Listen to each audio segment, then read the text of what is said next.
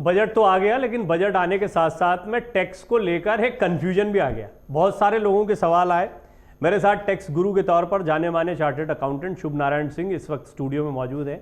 आपका सबसे पहले तो शुभ नारायण जी बहुत बहुत स्वागत है। Thank you. आपको याद होगा बजट वाले दिन शुभ नारायण जी ने आपको कई सारी चीज़ें बताई। अब उसके बाद में क्या हुआ कि जितने वीडियोज़ आए उसमें ढेर सारे सवाल आते चले गए और फिर हमको एहसास हुआ, खुद शुभ नारायण जी भी आपके सवालों को देख रहे थे, मैं भी आपके सवालों को देख रहा था। एहसास ये हुआ कि बहुत सारे सवाल तो अनुत्तरित रह गए और बहुत सारी चीज़ें हैं जो आपको पसंद आई, समझ में आया, आपने कहा कि हाँ ये चीज़ हम जानना चाहते थे, लेकिन बहुत सी ऐसी बातें थीं जो आप पूछना तो चाहते थे, हम बता नहीं पाए। इसलिए ये लाइव सेशन एक आपके लिए लेकर आए। टैक्स गुरु के तौर पर शुभ नारायण जी हमारे साथ मौजूद हैं। जो सवाल यहाँ पर आपने कुछ पूछे हैं वो तो मैं आपके सामने रखूँगा ही रखूँगा, साथ ही साथ में आपको ये भी याद रखना है कि अभी इस पूरी बातचीत के दौरान कोई भी सवाल आपके जहन में आता है तो आप तुरंत वो सवाल यहाँ पर हमसे पूछ सकते हैं और हम आपको बताएंगे। टैक्स रिबेट से जुड़ा कोई भी सवाल है, मेरी तनख्वाह 7 लाख से ऊपर है और 7 लाख 1 रुपये हो गई तो क्या होगा, 7 लाख से नीचे है तो क्या होगा, इतना पैसा आता है तो कैसे आपको भरना है, टैक्स रिबेट का कितना बड़ा फ़ायदा मिलेगा, ओल्ड रिजीम न्यू रिजीम या टैक्स के क्या होते हैं। मैं देख रहा हूँ ढेर सारे सवाल आप लोगों ने पूछ रखे हैं। तो अब कोई भी सवाल है तो आप लाइव में वो सवाल मुझसे पूछ सकते हैं, हम आपके सवालों के जवाब यहाँ पर देंगे।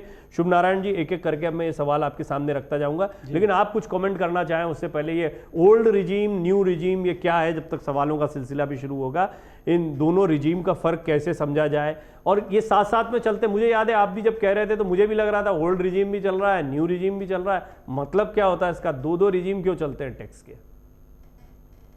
ये सरकार की एक व्यवस्था है जिसमें जो हमारा इनकम टैक्स का सिस्टम है, तो इनकम टैक्स का सिस्टम में पहले एक ही टैक्स रिजीम थी और जिसको हम रेगुलर टैक्स रिजीम से जानते हैं।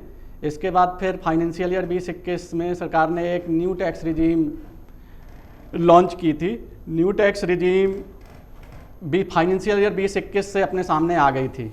तो न्यू टैक्स रिजीम में और ओल्ड टैक्स रिजीम में फ़र्क ये था कि ओल्ड टैक्स रिजीम में डिडक्शंस थे और न्यू टैक्स रिजीम में डिडक्शन या तो नहीं थे या बहुत कम थे। लेकिन न्यू टैक्स रिजीम में बेनिफिट क्या था कि उसमें स्लैब रेट कम हो गए थे, ओल्ड टैक्स रिजीम में क्या था, स्लैब रेट हाई थे। ये दोनों टैक्स रिजीम में डिफरेंस था। उसी न्यू टैक्स रिजीम को आज फिर थोड़ा और स्लैब को जो है का दायरा बढ़ाया गया है, तो अब हम उस पर चर्चा का विषय बन गया है कि ये न्यू टैक्स रिजीम और ओल्ड टैक्स रिजीम क्या है।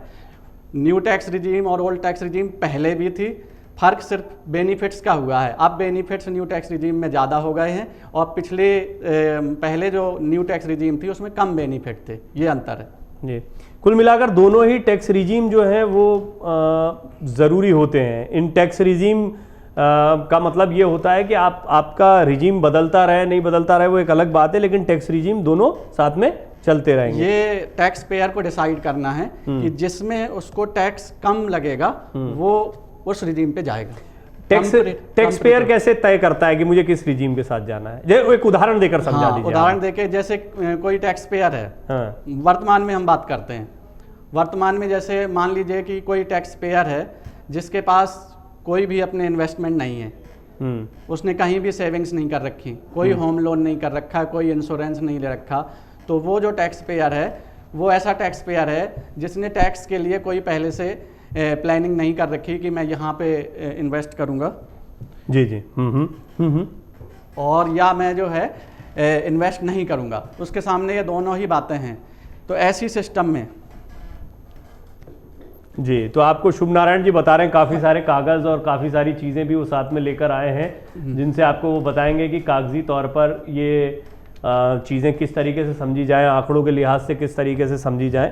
तो सामान्य टैक्स पेयर जिसकी की टोटल इनकम 5 लाख है, सपोज करिए टोटल इनकम 5 लाख है, उसको ओल्ड रिजीम में जाना है या न्यू रिजीम में जाना है, हम यहाँ से स्टार्ट करते हैं। तो अगर एक टैक्स पेयर की इनकम 5 लाख है तो ओल्ड रिजीम में 5 लाख तक क्या है, टैक्स नहीं है, और न्यू रिजीम में भी 5 लाख तक टैक्स नहीं है। ये हमारा सामान्य सिस्टम है। अब जब ये वाला बजट आया तो सरकार ने कहा कि इस बार जो है हमारा जो ये 5 लाख की लिमिट है इसको हम 7 लाख तक हाइक कर रहे हैं न्यू रिजीम पे। तो न्यू रिजीम पे क्या हुआ कि लोगों के दिमाग में ये कन्फ्यूजन होता है कि स्लैब हमारा स्टार्ट हुआ है 0 to 3 nil है, 3 to 6 5%, 6 to 9 10%, तो फिर ये 7 लाख पे फिर टैक्स क्यों नहीं है।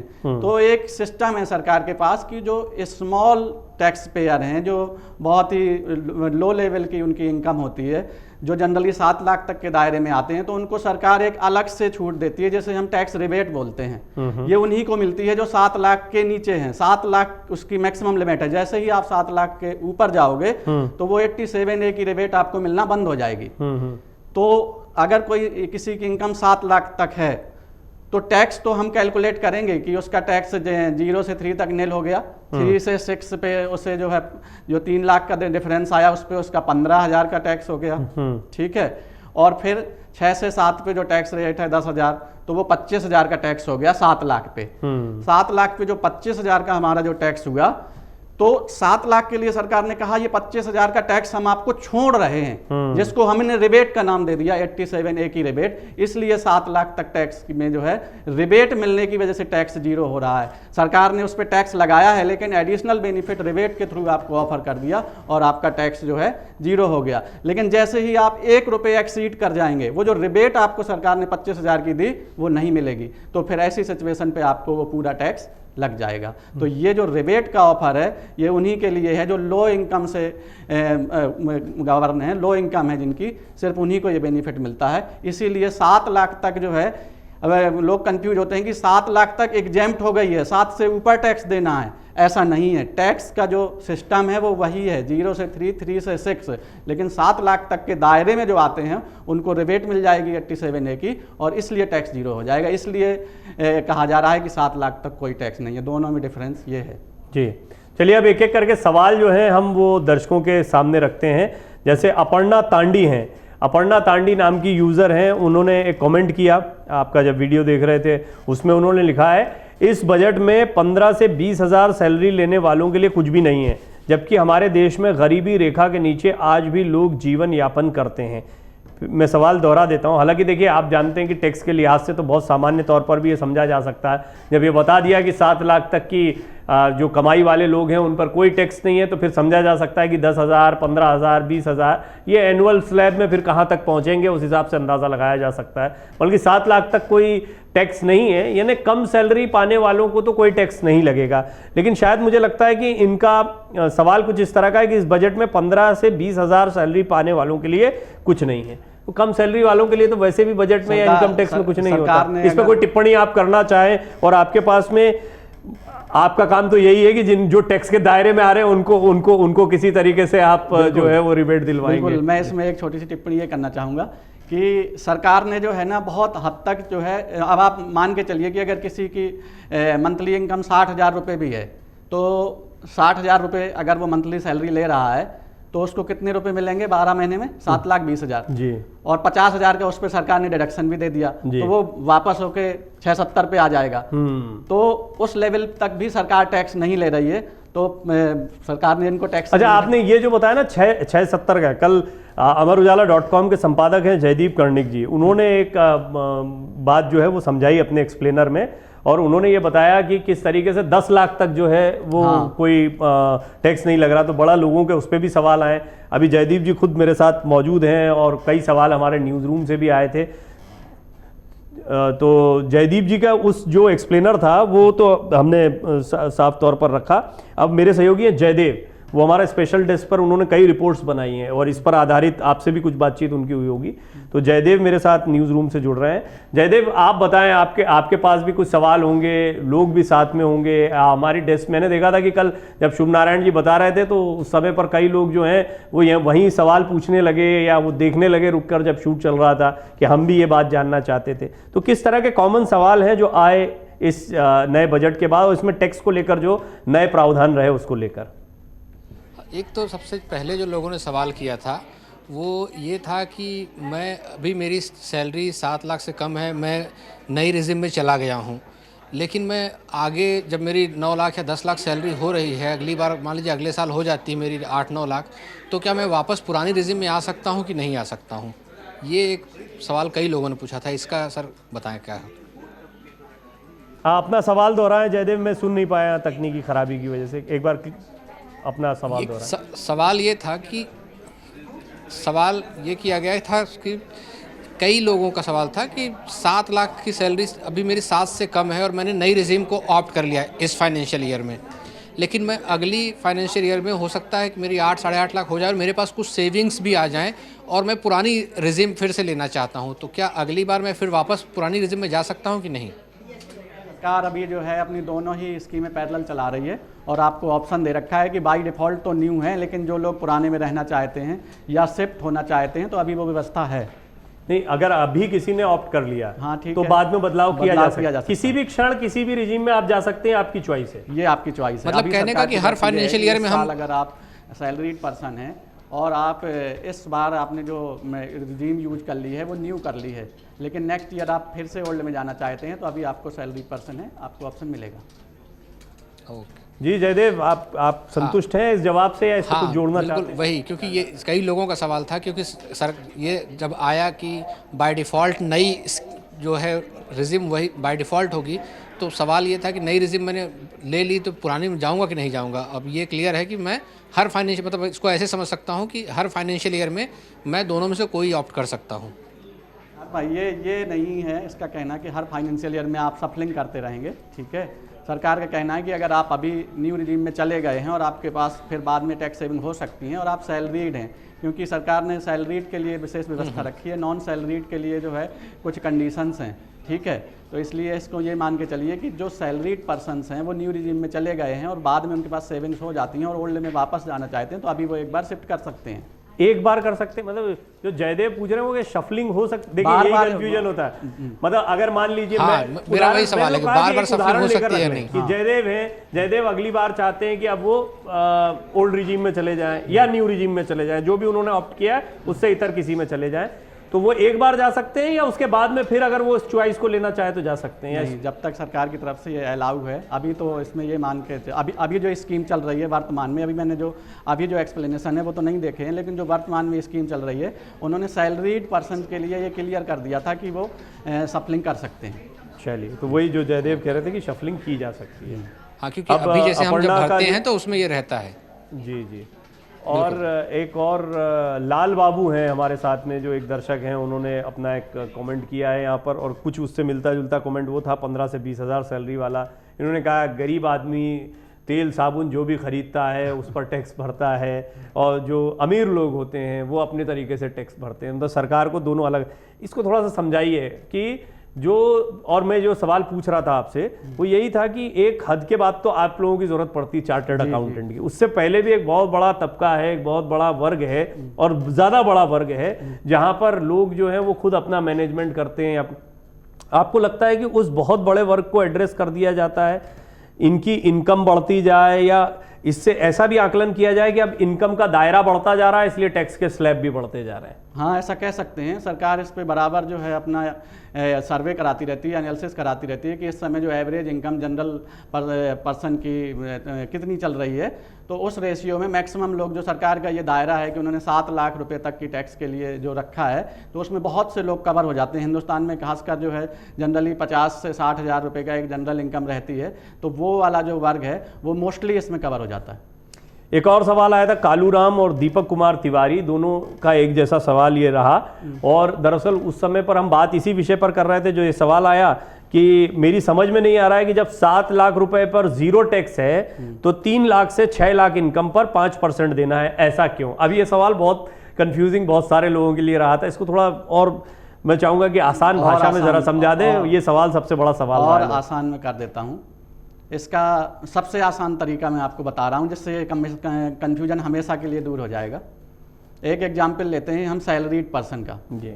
एक सैलरीड पर्सन है, उसकी साल भर की सैलरी से इनकम 7.5 लाख रुपए है। तो सैलरीड में पर्सन में क्या है कि उनको एक स्टैंडर्ड डिडक्शन मिलता है 50,000 का। तो 50,000 का स्टैंडर्ड डिडक्शन दोनों ही रिजीम में है आज की डेट में। 50,000 का जैसे ही हम उसको स्टैंडर्ड डिडक्शन देंगे तो वो 7 लाख पे चला जाएगा और 7 लाख रुपए तक हमारी रिबेट अवेलेबल है। जिसकी वजह से टैक्स वो 0 हो जाएगा। जैसे ही उस पर्सन की सैलरी 7,50,000 रुपए एक होगी, 7,50,000 एक रुपए हो जाएगी, वैसे ही उस पर्सन से रिबेट वापस ले ली जाएगी और वो स्लैब से टैक्स भरेगा। ये इसका आंसर है। मतलब फिर उसे 3 से 6 लाख वाले दायरे के हिसाब से, यानी जो 5% है या फिर उससे ऊपर का जो स्लैब है वो बता दीजिए, जिसमें 6 से 7 वाला भी आपने कल से 6 से 9 वाला भी आपने एक लिख रखा था। हाँ, 15% उसमें। हाँ, 0 से 3 पद तक तो निल है। हाँ। और आपका 3 से 6 पे 5% है, 3 से 6 पे 5% है, 6 से 9 पे 10% है, और 9 से 12 पे आपका 15% है, 12 से 15 6 से 9 पे नए में 15% हो गया है, जो आप 2 फर्क भी बता रहे थे ओल्ड और न्यू के। 6 से 9 जो है आपका न्यू रिजीम है, हाँ। वो आपका अब 10% हो गया। अब जो हमारी जो स्लैब का दायरा है वो बढ़ा दिया गया है। पहले जो हमारा स्लैब चलता था वो 0 से 2.5, 2.5 से 5 ऐसे चलता था। अब ये स्लैब जो है बढ़ा दिए गए हैं। अब जो स्लैब चल रहा है वो 0 से 3, 3 से 6, 6 से 9, 9 से 12 और 12 से 15। तो यहाँ तक स्लैब में डिफरेंस चल रहा है ओल्ड रिजीम और न्यू रिजीम की अगर बात करें। और 15 के बाद दोनों ही रिजीम में 30% है, तो वो बात ही खत्म हो जाती है। तो हमारे को ये डिसाइड करना पड़ेगा। अगर मैं मोटे तौर पे बताऊँ, एक बहुत ही मैं आपको साधारण भाषा में बताता हूँ कि 2 लोग बैठे हुए हैं। वो 2 लोग कहते हैं कि मेरे पास, एक कहता है मेरे पास कोई सेविंग नहीं है और एक कहता है मेरे पास ये सेविंग है। ठीक है, दोनों जो है मेरे पास आते हैं। तो जो आदमी के पास कोई भी सेविंग नहीं है, ठीक है, उसकी कितनी भी इनकम हो, 0 से लगा के कितनी भी इनकम हो, उसके लिए फिर न्यू स्कीम में ही रहना सही रहेगा जी। ठीक है, टू द पॉइंट आंसर कि अगर किसी के पास कोई सेविंग नहीं है, कोई इन्वेस्टमेंट नहीं है, तो उसको न्यू स्कीम में ही रहना सही रहेगा। और जिसके पास सेविंग है उसको कंपैरिजन पे आना पड़ेगा कि उसके पास कितनी सेविंग है। जैसे एग्जांपल के लिए मैं आपको बता रहा हूँ कि किसी की इनकम 11 लाख रुपए है। अब 11 लाख रुपए है और उसके पास सेविंग है। वो कहता है कि मेरे पास 3 लाख की सेविंग है। हाँ, मेरे पास 3 लाख की सेविंग है। मेरे पास जो है 80C में सेविंग है 1.5 लाख की, और 1.5 लाख मतलब 7.5 लाख रुपए के आसपास आ पा रहा है कि नहीं वो सेविंग दिखाकर। हाँ, अगर वो इतनी सेविंग दिखाकर उस स्लैब में, उस दायरे में आ जाता है, तो फिर वो रिजीम को बदल कर जा सकता है। हाँ, मैं अभी इसी क्वेश्चन को आगे बढ़ा रहा हूँ आपको जी। 11 लाख का मैंने एग्जाम्पल लिया है आपको कि 11 लाख रुपए है उसके पास है इनकम, उसकी total income, gross total income उसकी 11 लाख रुपए है। अब उसे इस जगह पे खड़े होकर ये डिसाइड करना है कि उसे न्यू रिजीम सेलेक्ट करनी है या ओल्ड रिजीम सेलेक्ट करनी है। जब वो यहाँ पे पहुंचेगा वो बताएगा कि मेरे पास 3 लाख की सेविंग है जो एलिजिबल है टैक्स बेनिफिट के लिए।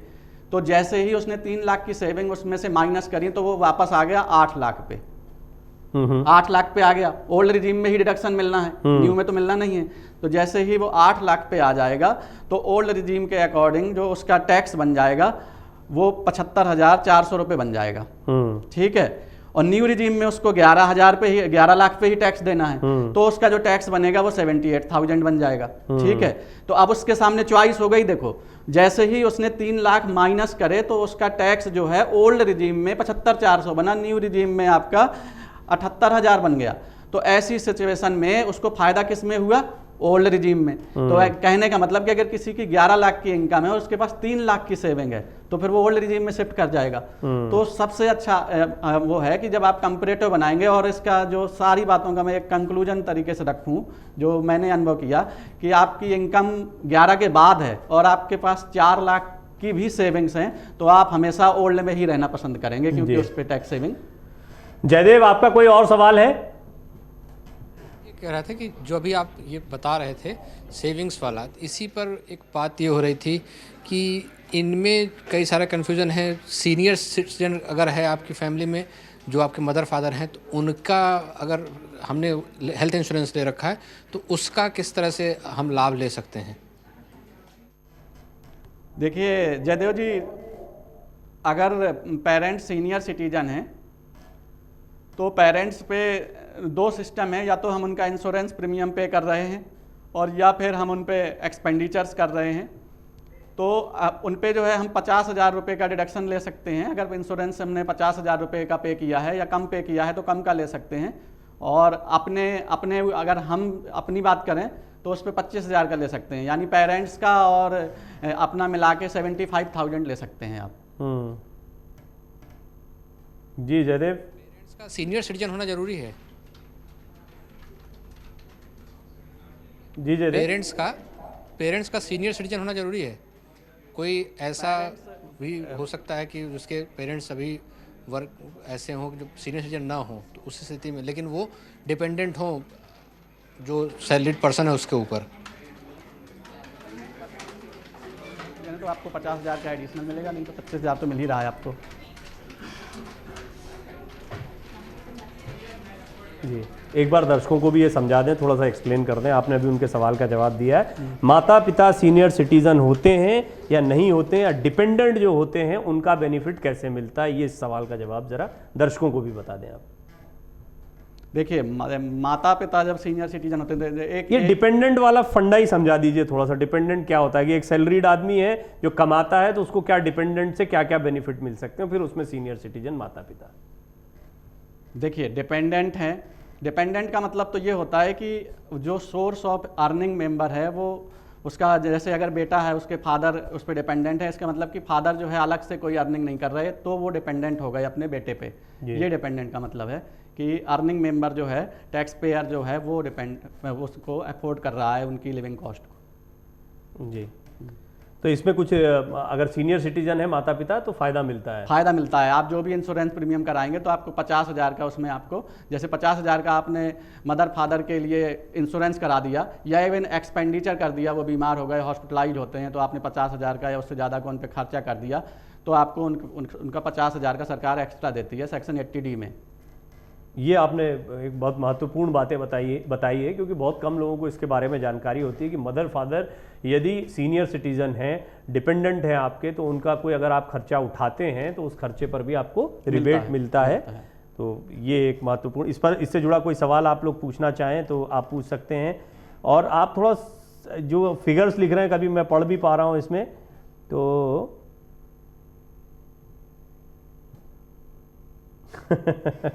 बड़े दिलचस्प सवाल आपके होते हैं, इसलिए मैं पहले पढ़ लेता हूँ। देखिए, मैंने बड़े इत्मीनान से पढ़ा, उसके बाद में मुझे लगा कि ये आपकी नाराज़गी ज़्यादा है, सवाल कम है, तो ये सरकार से आप पूछ सकते हैं, लेकिन टैक्स से जुड़ा कोई सवाल हो तो आप ज़रूर यहाँ पर रखिएगा। वहीं पर हरिराम मीना जी हैं, उन्होंने हमसे पूछा था कि यदि इनकम 8 लाख है तो 5 लाख का स्टैंडर्ड 50,000 का स्टैंडर्ड डिडक्शन में, इन्होंने 5 लाख लिख दिया या नहीं न्यू रिजीम में? नहीं, स्टैंडर्ड डिडक्शन जो है अब कॉमन कर दिया है, न्यू में भी है, ओल्ड में भी है। तो यदि इनकम 8 लाख है तो 50,000 का स्टैंडर्ड डिडक्शन मिलेगा इनको। रंजीत पन्नू है, गोविंद सिंह रावल है, इन्होंने पूछा 7 लाख 10 रुपए आय हो जाए, ऐसे किसी ने 7 लाख 1 रुपए आय भी पूछा था। हाँ। तो क्या होगा?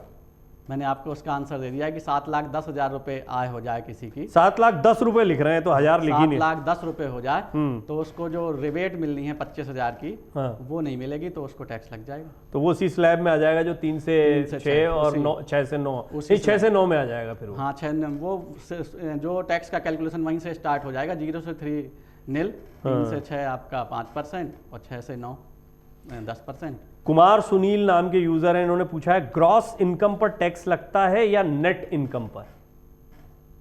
ये तो बड़ा दिलचस्प सवाल इन्होंने पूछा है।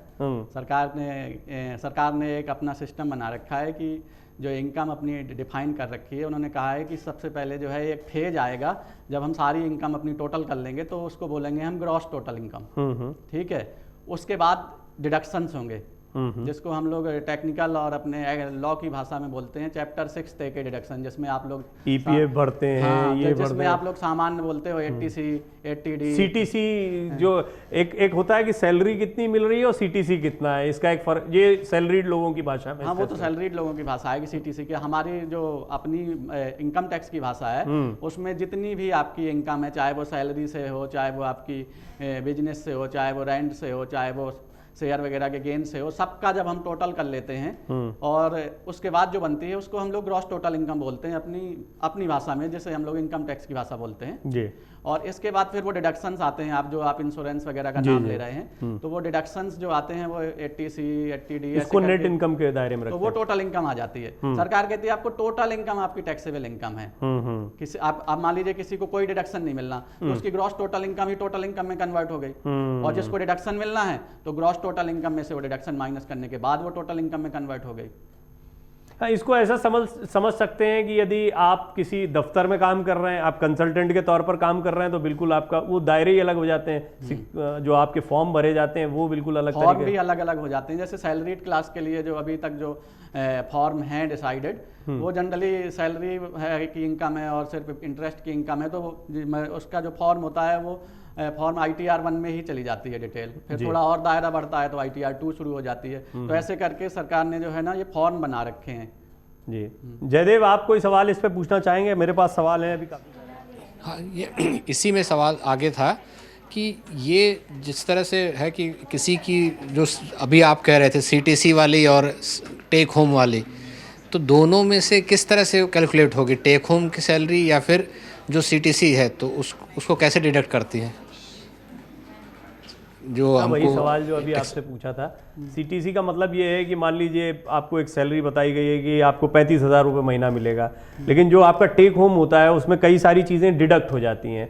उसमें आपका इंश्योरेंस का पैसा है, EPF का पैसा है और कुछ चीज़ें डिडक्ट हो जाती हैं, तो आपको शायद 27-28 हज़ार रुपये ऐसा कोई फिगर मिलता है। तो इसमें इनकम टैक्स किस पर लगना है? जो आपकी जो मिली डिडक्ट होके वो सेपरेट इशू है। सरकार तो कहती है ग्रॉस जो आपको है उस पर टैक्स लगेगा।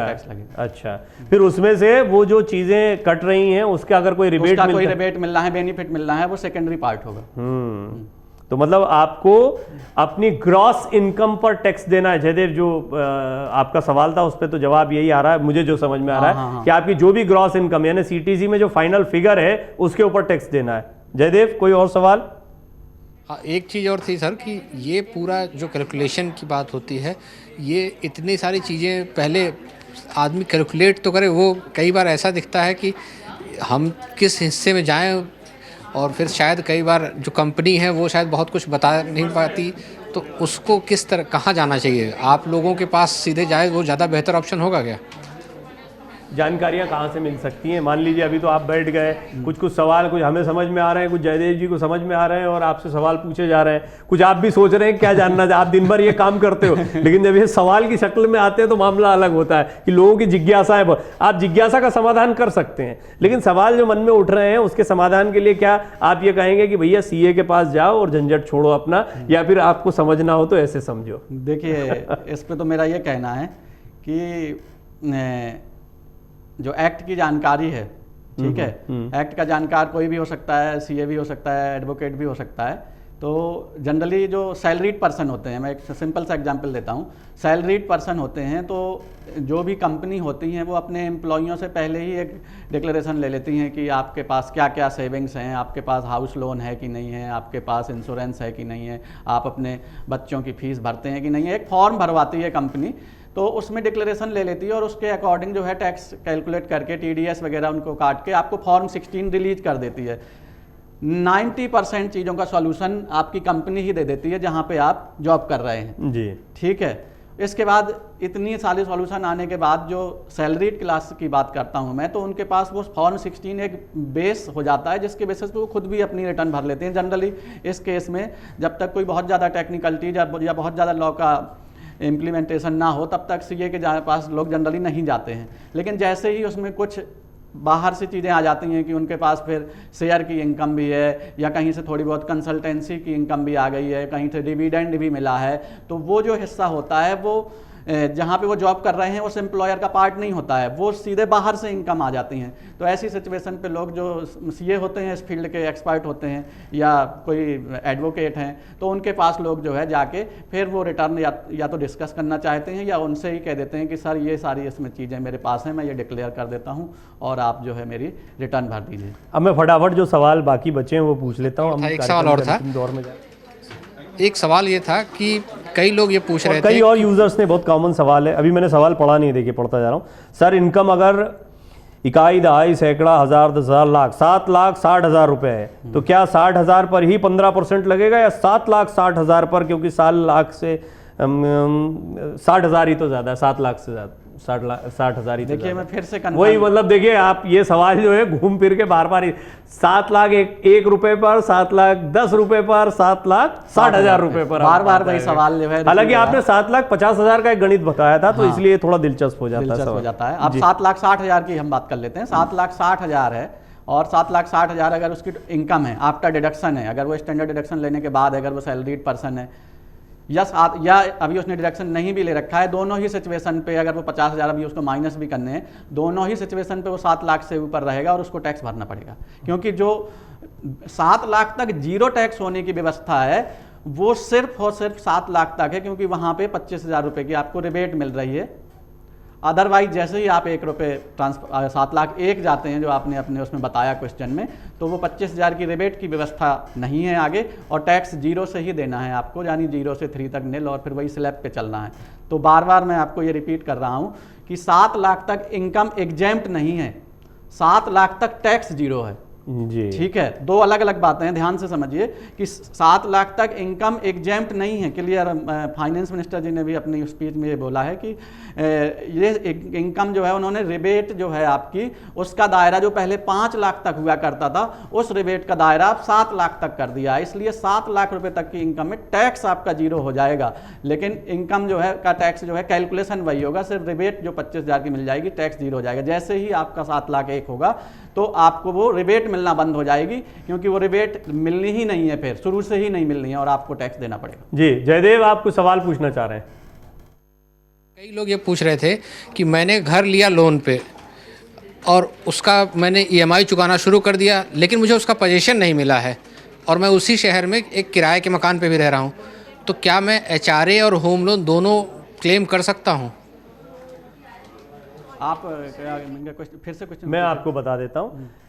एक उदाहरण ले लीजिए, एक एग्जाम्पल, और ये बहुत कॉमन है और यहाँ नोएडा और इधर NCR में तो बहुत देखने को मिलता है कि साहब इन्होंने एक मकान लिया कहीं पे, बिल्डर के साथ बुक करा लिया, उसकी EMI कटनी शुरू हो गई लोन पे, वो तो पूरा चुकता करवा लेते हैं और किराए के मकान में भी रह रहे हैं। बिल्कुल। तो अब किराए का जो HRA जो होता है, जो आपने किराए की स्लिप है या किराए का जो भी एग्रीमेंट वो भी है और इधर लोन भी कट रहा है, तो क्या दोनों पे छूट मिलेगी?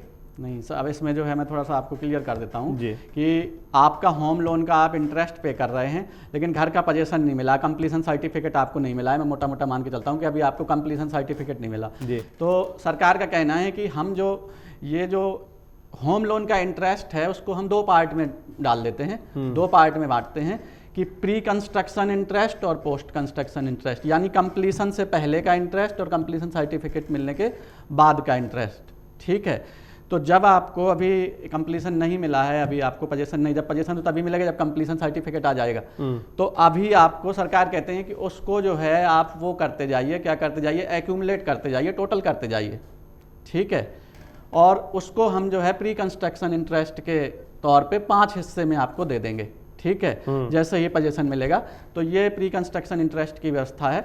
और उसके बाद जब आपको कंप्लीशन सर्टिफिकेट मिल जाता है तो आप उस दौर में चले जाते हैं जब आपको जो है करंट इंटरेस्ट की तरह आप करते हैं। देखिए, इसके लिए कई नियम आए हैं शुभ नारायण जी, उसमें ये भी है कि आपको पैसा भी उतना ही रिलीज करना है। रेरा ने भी इस पर काफी जो लेकिन होता यह है कि बिल्डर पूरा पैसा ले लेता है और बायर तो पिस रहा है। इस तरह के कुछ केसेस आते हैं। आप इस पर कुछ स्पष्टता बात बोलना चाहेंगे? आप भी बड़ा सोच समझ के और सदे हुए अंदाज में बात रखते हैं इस पे। हाँ, नहीं, मैं इस पे ये बोलना चाहूँगा कि देखिए, जब आप किसी बिल्डर के यहाँ जो है आप बुकिंग कराने जाते हैं तो वो मोस्टली उनका सिस्टम होता है कि फर्स्ट स्लैब पे हम इतना ले लेंगे 10%, फिर 30% ले लेंगे। तो इस तरीके से बिल्डर तो अपना पैसा निकाल लेता है और जनरली लोगों के पास इकट्ठा पैसा नहीं होता है, वो होम लोन लेके ही उस पैसे को देते हैं। सीधे तौर पर होम लोन से ही पैसा हो जाता है, तो उनका इंटरेस्ट तो सेम डे से लगना शुरू हो जाता है जी। ठीक है, सेम डे से इंटरेस्ट मिलना लगना शुरू हो जाता है। और सरकार का कहना है कि सेल्फ ऑक्यूपाइड पे हम जो है 2 लाख तक का ही आपको मैक्सिमम डिडक्शन दे सकते हैं, इससे ज़्यादा का हम 24B में आपको डिडक्शन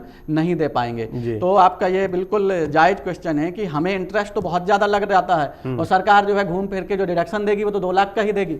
ठीक है, बहुत कॉमन सी बात हो जाती है ये, तो वो नुकसान तो होता ही है क्योंकि इंटरेस्ट तो बहुत सारा लग जाता है। अगर थोड़ा सा भी 50 लाख का भी लोन है, 40 लाख का भी लोन है, तो ऐसी उसमें सरकार की तरफ से जो सेल्फ ऑक्यूपाइड पे जो मैक्सिमम रियायत दी गई है इंटरेस्ट की, अगर आप 3.5 लाख का भी इंटरेस्ट भर रहे हैं और आप सेल्फ ऑक्यूपाइड घर है तो आपको 2 लाख का ही डिडक्शन मिलेगा। जबकि रेंटेड प्रॉपर्टी में आपका इंटरेस्ट का पूरा बेनिफिट मिल जाएगा अगर आपने वो प्रॉपर्टी रेंट पे दे दी है किसी को। जयदेव, आपके सवाल का जवाब मिला आपको? अभी तो HRA का कि मैंने घर खरीद लिया, मुझे उसका पोजीशन भी मिल गया, मैं उसकी EMI चुका रहा हूँ। अब मैंने शहर बदल लिया, अब यहाँ आकर मुझे किराए का मकान लेके रहना पड़ रहा है, तो क्या मुझे अब इस HRA और जो घर की मैं EMI दे रहा हूँ दोनों का बेनिफिट मिलेगा?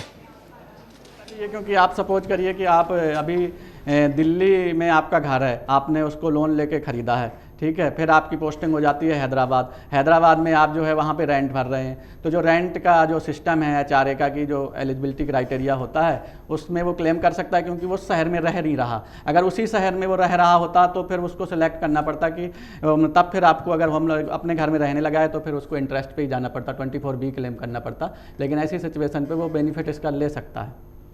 एक और हमारे मित्र हैं, उन्होंने एक सवाल किया था जो जयदेव जी ने अभी प्रश्न किया, उससे बहुत मिलता जुलता सवाल था, बड़ा इंटरेस्टिंग है। देखिए, हालांकि ये बहुत एक्सेप्शनल केसेस में होता है जो उनका सवाल है, फिर भी मैं आपसे जानना चाहूँगा कि वो इस शहर में हैं, इस शहर में ही वो अपना घर उनका खुद का है जिस पर कोई लोन नहीं है, लेकिन क्योंकि दफ्तर उनका कहीं से नज़दीक पड़ता है तो दफ्तर के नज़दीक जो है किराए का मकान लेकर रहते हैं। अब क्या किराए का बेनिफिट उनको मिलेगा जबकि उनके नाम पर अपना घर है?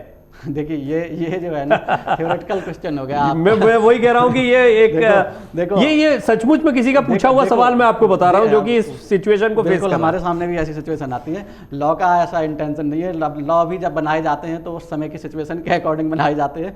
और नहीं तो लॉ क्या कहता है इस विषय में? क्या कहता है कि अगर सेम उसमें जो है आपका घर है, आप वो बात ठीक है कि आप नहीं रह रहे, लेकिन उसमें जो HRA में जो है उसमें तो यही है कि आप अपने घर में घर है उसी शहर में या आपके पेरेंट्स का घर है, ठीक है, वो कंडीशनल ऐसा रख दिया आपने कि भाई हम जो उसमें नहीं रह रहे, दूसरी जगह रेंट लेके रह रहे हैं, तो टेक्निकली तो वो वही हो गया कि आपका घर है तो आप फिर रेंट लेके क्यों रह रहे हैं, ठीक है, ठीक है, छोटा पड़ रहा है, क्या पड़ रहा है, तो इस तरीके की पेचीदगियां आती हैं कई चीजों तो इसमें टैक्स का बेनिफिट नहीं मिलेगा? आप ये देखो, लॉ का ऐसा इंटेंशन नहीं है। हाँ। लॉ का ऐसा इंटेंशन नहीं है कि इस पे हम टैक्स का बेनिफिट। अच्छा, मतलब मुझे लग रहा है आपकी मुस्कुराहट ये बता रही है कि कुछ तिकड़म निकालनी हो तो निकाली जा सकती है। मेरी मुस्कुराहट ये नहीं, मतलब लॉ के दायरे में ही आपको रह के काम करना चाहिए। ठीक है जयदेव, आप इस पे, क्योंकि आपने सवाल की शुरुआत की थी, तो आप इस पे कुछ पूछना चाह रहे हो या एडिशनल कोई क्वेश्चन हो आपका? नहीं, लगभग मुझे लगता है कि इससे जुड़े, क्योंकि ये बहुत सारे लोगों के सवाल थे।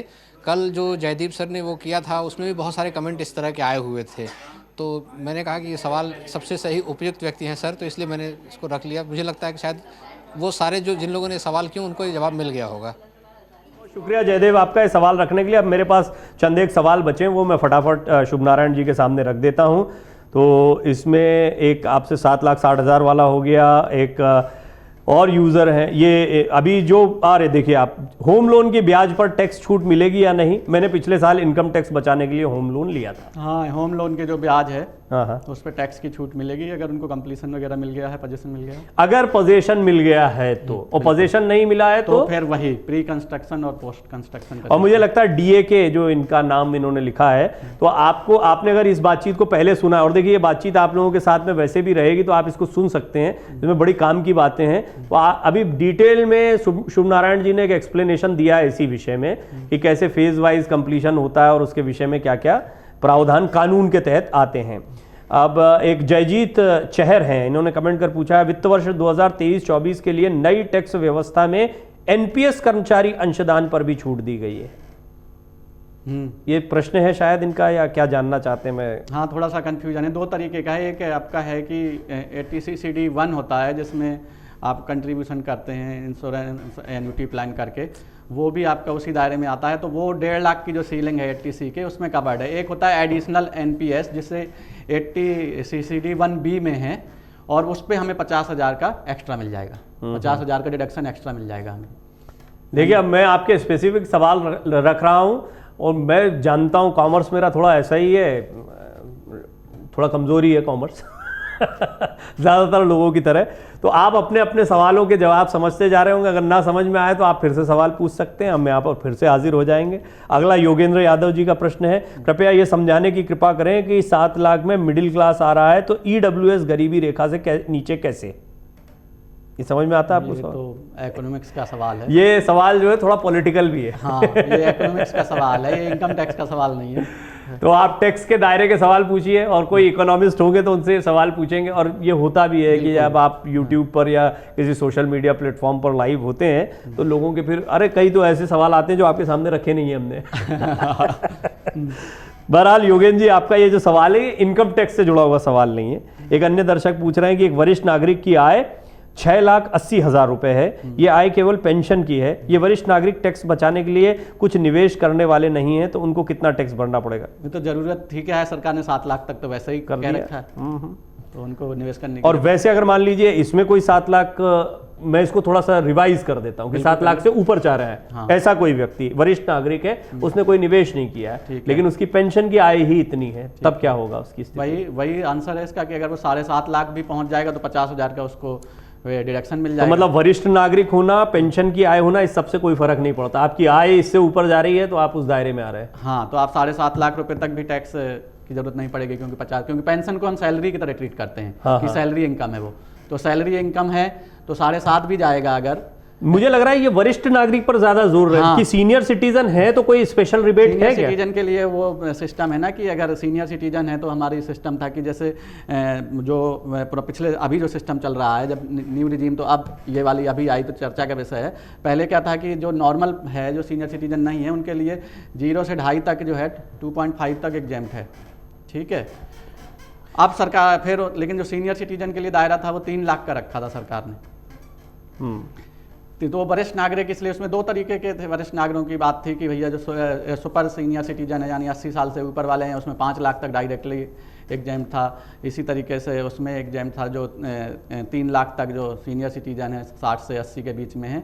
तो अभी जो न्यू रिजीम जैसे हम बात कर रहे हैं, जो उन्होंने पूछा, तो अगर 7.5 लाख रुपए तक की भी इनकी इनकम आएगी तो इनको कोई टैक्स भरने की ज़रूरत नहीं पड़ेगी, ना कोई इन्वेस्टमेंट की जरूरत पड़ेगी। लेकिन उसके बाद अगर ये जाते हैं तो आप ये इन्वेस्ट कर सकते हैं जहाँ चाहें, PPF वगैरह जहाँ भी अपना। इनके लिए तो सरकार ने और भी ऑफर दिए हैं, वो सीनियर सिटीजन स्कीम भी निकाल अच्छा, घूम फिर के एक प्रश्न और आया है, पर अब क्योंकि ये शुरू में भी था, पर नरेश चांद जी पूछ रहे हैं तो मैं चाहूंगा अंतिम 2 प्रश्न ले रहा हूं, तो इसमें से ये अंतिम 2 में से पहला प्रश्न ये है। नरेश चांद पूछ रहे हैं 3 से 6 लाख पर 5% टैक्स है, ये क्या है, ये भी बता दीजिए। अब ये पूरा स्लैब आपने लिख रखा है, ये क्या अलग अलग जो स्लैब बनाए गए हैं सरकार के, वो क्या होते हैं, वो बता दीजिए। ये क्या टैक्स कंप्यूटेशन के लिए बनाए जाते हैं, कब से चल रहे हैं? आप लोगों को भी जब पढ़ाया गया होगा तो यही सब पढ़ाया गया होगा पहले, थोड़ा सा इसका बता। ये प्रवीण जी, ये हमेशा ही स्लैब जो है चर्चा का विषय रहे हैं, और हमारा जो इनकम टैक्स की स्टोरी है वो भी इतनी दिलचस्प है कि सरकार इस तरीके से स्लैब देती है कि एकदम चर्चा का विषय हो जाते हैं। तो वो उसमें जो स्लैब का सिस्टम है, सरकार ने लोगों को ये रिलीफ देने के लिए रखा हुआ है कि जैसी जिसकी इनकम हो उस हिसाब से उसकी टैक्स भरने की कैपेसिटी होती है। तो सरकार ने कहा कम इनकम है जिसकी, उसको छोटी रेट से टैक्स लेती है, कम रेट से टैक्स लेती है। 3 से 6 है तो 5% आप पूछ रहे हैं, 6 से 9 है तो 10% हो जाएगा, 9 से 12 होगा तो फिर वो सरकार का कहना है कि अगर आप 15 लाख रुपए से ज्यादा कमा रहे हैं तो आप कंफर्टेबल जोन में हैं और हम आपसे 30% लेंगे। आप क्यों ना जो है देश की बिल्डिंग में जो है देश को मजबूत करने के लिए 30% की अपनी हिस्सेदारी करिए। हाँ, तो बहुत टैक्स नहीं भरना है तो 15 लाख से ज्यादा मत कमाइए। हाँ, 15 लाख से ज्यादा कमाइए आप, और देश के निर्माण में आप अपना योगदान दीजिए। देखिए, इससे अच्छा बेहतर क्या हो सकता है कि हम ज्यादा कमा रहे हैं और ज्यादा टैक्स दे रहे हैं। ये तो सरकार की बड़ी अच्छी और देखिए, हाँ, ये जोक्स अपार्ट, ये तो मजाक की बात हुई, लेकिन कल हम सुमित अवस्थी जी से बजट के दिन जब बात कर रहे थे, तो उन्होंने एक अच्छा सुझाव रखा था कि एनकरेज करना चाहिए ऐसे लोगों को, बिल्कुल, जो बड़ी कमाई के बाद में अब आगे आते हैं और पहले से टैक्स भरते हैं, जमा करते हैं, अपनी आय का खुलासा करते हैं। तो ये मैं प्रवीण जी आपकी इस बात से बिल्कुल 100% सहमत हूँ कि जो अच्छा टैक्स भर रहे हैं, ईमानदारी से टैक्स भर रहे हैं, तो सरकार जो सर्टिफिकेट दे रही है ना, उसके साथ में एक और व्यवस्था अगर उनको देने लगे कि ऐसे लोगों के लिए हम ट्रेन में एक सीट रिजर्व करेंगे इन सिचुएशन में, किसी लाइन में पहले जगह मिल जाएगी, या इस लाइन में उनको जल्दी नहीं लगना पड़ेगा कि इन्होंने, क्योंकि ये देश में जो है ना टैक्स देके बहुत हाई कंट्रीब्यूशन, तो उनको और भी ज़्यादा खुशी होगी। क्योंकि सरकार ने अभी जो है कुछ दिन से अपना मॉडल स्टार्ट किया था कि गोल्ड सिल्वर ब्राउन ये सर्टिफिकेट देने लगी है, तो लोग बड़े संतुष्ट होते हैं। मैंने देखा लोग लगा के रखते हैं कि मैंने इस कैटेगरी में सरकार को टैक्स दिया। अगर सरकार एक स्टेप और आगे चली जाएगी कि कुछ और व्यवस्था उनको दे देगी, उन्हें लगेगा हमें प्रायोरिटी मिल रही है। इस सर्टिफिकेट के साथ साथ व्यवहारिक रूप से या जीवन में कोई सुलभता भी मिल जाए, हाँ, और कुछ इससे विशेष बेनिफिट्स भी मिल जाए तो और अच्छा होगा। और अच्छा होगा। बहुत बढ़िया सुझाव है आपका। मैं उम्मीद करता हूं कि इसको कुछ आम जनता के साथ साथ में सरकार, और निश्चित तौर पर सरकार के पास में, सरकार के प्रतिनिधियों के पास में इस तरह के सुझाव जाते हैं, बिल्कुल जाते हैं। जेपी वर्मा, आखिरी सवाल है, जब 7 लाख तक जीरो टैक्स है तो 9 लाख पर 45,000 क्या देना है? ये वही है, देखिए कंप्यूटेशन एक बार फिर समझा दीजिए। जेपी वर्मा जी के सवाल का आंसर ये है कि जेपी वर्मा 7 लाख तक इनकम एग्जेम्प्ट मान के ना चलें। क्योंकि इनकम एग्जेम्प्ट नहीं है 7 लाख रुपए तक। 7 लाख पर जीरो टैक्स। जीरो टैक्स ये कहना ठीक नहीं है। ये इसको रिबेट के तौर पर आपको रिबेट दी गई है, वो भी अभी जो सरकार ने बजट पेश किया उसमें रिबेट दी गई है, वरना तो जीरो से ही कंप्यूटेशन, 0 से 3 पर नील है, लेकिन उसके बाद से कंप्यूटेशन जारी है। इसमें कुछ भी नया नहीं है। पहले भी तो सरकार जो है 5 लाख रुपए तक टैक्स नहीं लेती थी, वहां भी वही कैटेगरी थी कि 2.5 लाख से 5 लाख के बीच में जो इनकम थी उस पर जो टैक्स था वो रिबेट के थ्रू ही माफ होता था जी। तो ये कोई नया नहीं है, सब कुछ पुराना ही है, बस उसकी हाइक कर दी गई है लिमिट कि आप जो रिबेट है।